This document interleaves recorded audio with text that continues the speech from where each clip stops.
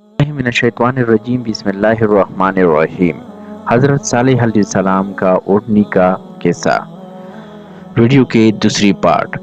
مفسرین نے ذکر کیا ہے کہ ایک دفعہ قوم سمود کے لوگ اپنے ایک مجلس میں جمع تھے کہ حضرت صالح علیہ السلام وہاں ان کے پاس پہنچ گئے۔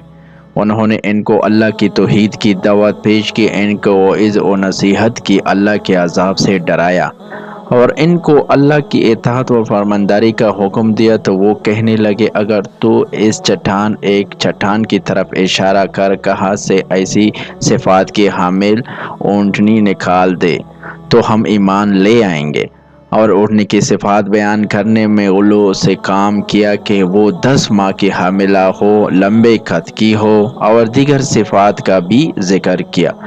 تو حضرت صالح علیہ السلام نے اپنی قوم سے کہا کہ اگر میں تمہاری طلب کردہ نشانیوں کے مطابق اونٹنی کا مطالبہ پورا کر دوں تو کیا تم ایمان لے آؤ گے، میری لائی ہوئی شریعت کو مان لو گے اور میری رسالت کی تصدیق کرو گے؟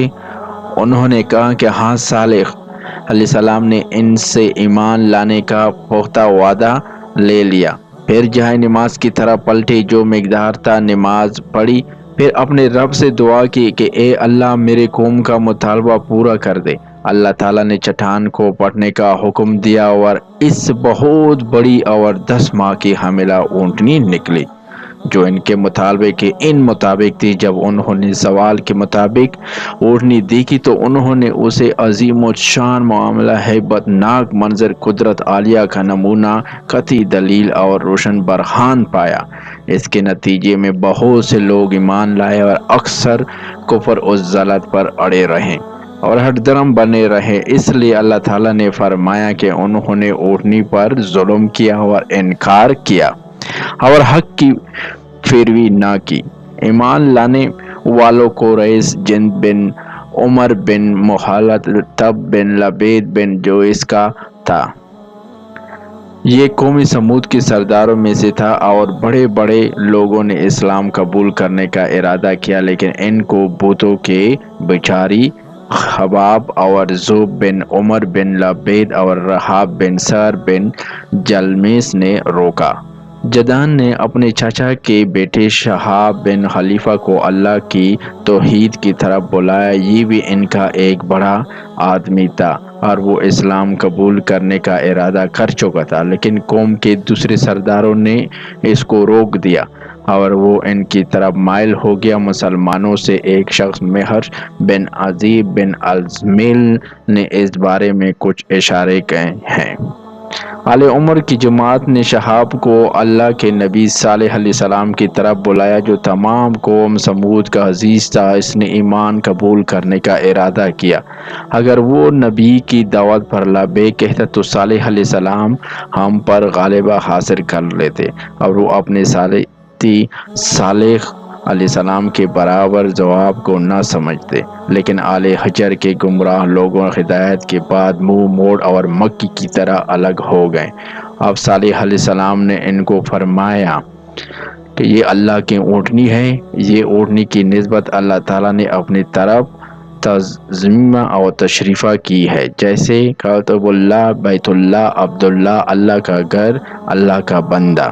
یعنی یہ اونٹنی میرے سچا ہونے پر دلیل ہے، اس لیے اس کو چھوڑ دو، زمین میں کھائے اور اس کو نقصان نہ پہنچانا اور تم کو جلد عذاب آ پکڑے گا۔ تو قوم نے اس بات پر اتفاق کر لیا، یہ اونٹنی ان میں رہے گی، جہاں سے چاہے چرے گی اور ایک دن چھوڑ کر پانی پینے آئے گی۔ جب وہ کنویں کا پانی پینے کے لیے آتی تو اس دن کنویں کا سارا پانی پی لیتے، وہ اپنی باری کے دن کل کے لیے جمع کر لیتے۔ یہ بھی کہا گیا کہ وہ ایک دن اونٹنی کا دودھ ضرورت کے مطابق پی لیتے، اس لیے تو اللہ تعالیٰ نے فرمایا ہے کہ اس کے لیے ایک دن پانی پینے کی باری ہے اور ایک معلوم دن تمہارے لیے ہے۔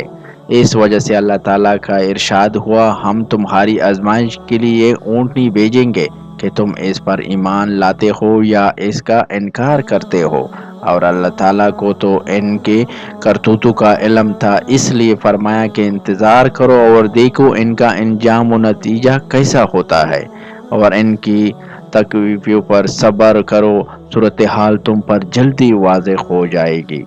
ان کو اطلاع کر دو کہ پانی ان کے درمیان تقسیم شدہ ہے اور ہر ایک اپنی باری پر حاضر ہوگا۔ جب اس حالت پر کچھ مدت لمبی ہو گئی تو انہوں نے متفقہ فیصلہ کیا کہ اس اونٹنی کو کونچے کاٹ دے تاکہ اس کے اونٹنی کی مصیبت سے نجات پائے اور سکون حاصل ہو اور پانی بھی کھلا مل سکے۔ اور شیطان نے ان کے اس کام کو خوبصورت مزین کر کے دکھا دیا۔ اللہ تعالیٰ نے اس بات کا نقشہ اپنے کلام پاک میں یوں کھینچا۔ آخر انہوں نے اونٹنی کو کونچوں کو کاٹ ڈالا اور اپنے پروردگار کے حکم سے سرکشی کی اور کہنے لگے کہ اے صالح، جس چیز سے تم ہمیں ڈراتے ہو، اگر تم خدا کے پیغمبر ہو تو اسے ہم پر لے آؤ۔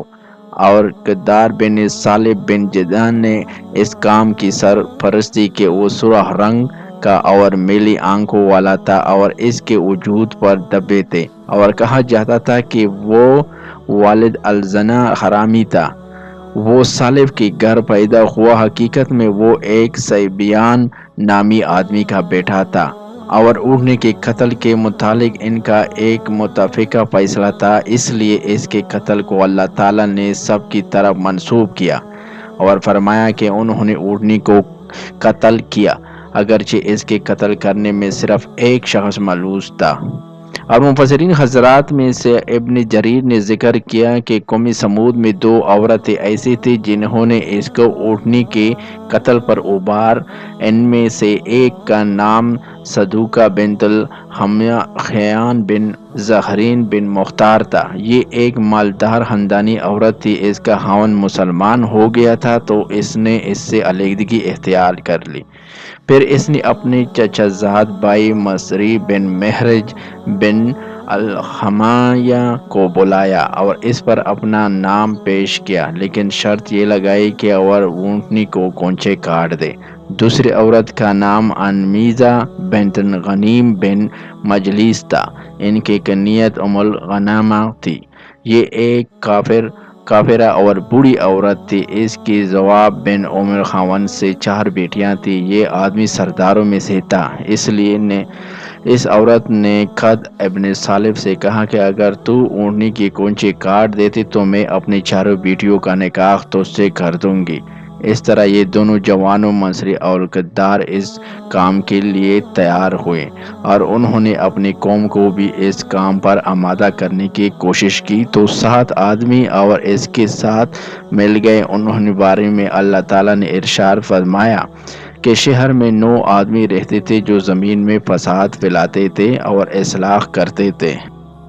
زمین میں فساد پھیلاتے تھے اور اصلاح نہیں کرتے تھے۔ یہ لوگ پوری قبیلے میں بھاگ دوڑ کرتے رہے اور انہیں اونٹنی کی کونچے کاٹنے کے فوائد بتاتے رہے۔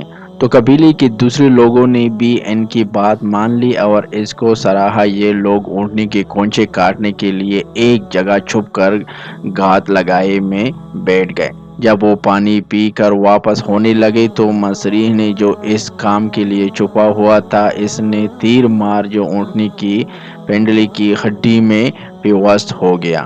پھر قدار بن صالح نے آگے بڑھ کر تلوار سے اس پر حملہ کیا۔ اس نے اونٹنی کی پچھلی ٹانگ کے پاؤں سے اوپر والے حصے کو زخمی کیا تو وہ زمین پر گر پڑی اور ایک زوردار آواز نکالی تاکہ اس کا بچہ خطرے سے محفوظ رہنے کے لیے کچھ لیا کر سکے۔ پھر قدار نے اونٹنی کی سینے پر نیزہ مارا اور اسے مار ڈالا اور اونٹنی کا بچہ بھاگ کر پہاڑ کی ایک محفوظ چوٹی پر چڑھ گیا اور 3 دفعہ زور سے آواز نکالی۔ کسی حضرت حسن سے مروی ہے کہ فرماتے ہیں کہ اونٹنی کے بچے نے کہا کہ یا اللہ، میری ماں کہاں ہے؟ پھر وہ ایک چٹان میں غائب ہو گیا اور یہ بھی کہا گیا کہ لوگوں نے اس کے پیچھے بھاگ کر اس کو پکڑا اور اس کی بھی کونچے کاٹ ڈالے۔ اللہ تعالیٰ نے کلام پاک میں ارشاد فرمایا کہ انہوں نے اپنے ساتھی کو بلایا، اس نے وار کیا اور اونٹنی کی کونچے کاٹ ڈالے۔ اور دوسری جگہ ارشاد فرماتا ہے جب ان میں سے بہت بڑا بخت اٹھا، اللہ کے رسول حضرت صالح علیہ السلام ان سے کہا کہ خدا کی اونٹنی اور اس کے پانی پینے کی باری سے ڈرو، مگر انہوں نے پیغمبر کو جھٹلایا اور اونٹنی کی کونچے کاٹ دی، تو خدا نے ان کے گناہ کے سبب ان پر عذاب نازل کیا اور سب کو ہلاک کر کے برابر کر دیا، اور ان کو ان کے بدلے لینے کا کچھ بھی ڈر نہیں تھا۔ حضرت عبداللہ بن زمعہ فرماتے ہیں کہ رسول اللہ صلی اللہ علیہ وآلہ وسلم نے ایک دفعہ خطبہ ارشاد فرمایا اور اس میں اونٹنی اور اس کے قتل کرنے والے کا ذکر فرمایا اور کہا کہ جب ان میں سے بڑا بدبخت اٹھا اور وہ اپنے قوم کا رئیس مضبوط اور طاقتور آدمی تھا جیسے کہ ابو زمعہ ہے۔